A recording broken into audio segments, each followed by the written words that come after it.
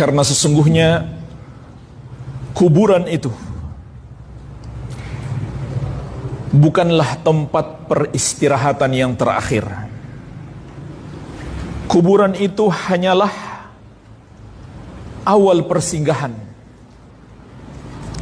dalam perjalanan panjang di negeri akhirat.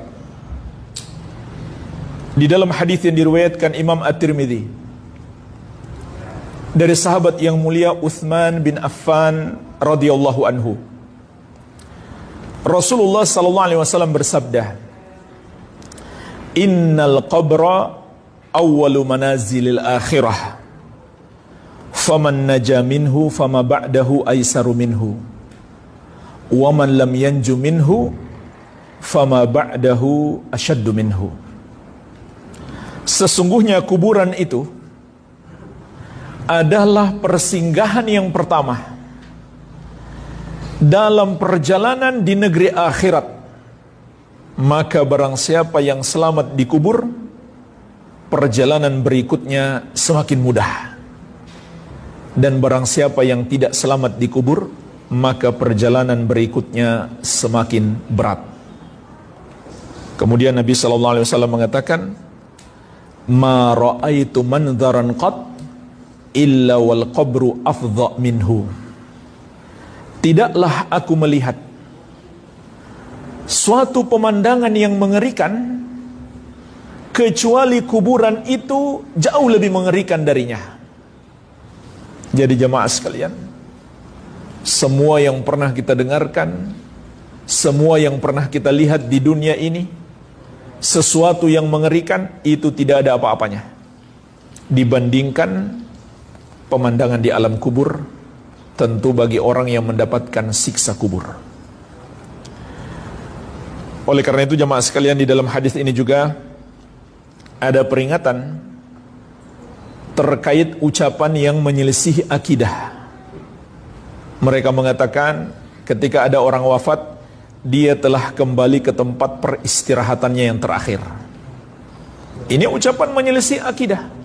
Karena Nabi SAW mengatakan di dalam hadis ini bahwa kuburan itu hanyalah tempat persinggahan yang pertama, bukan peristirahatan yang terakhir.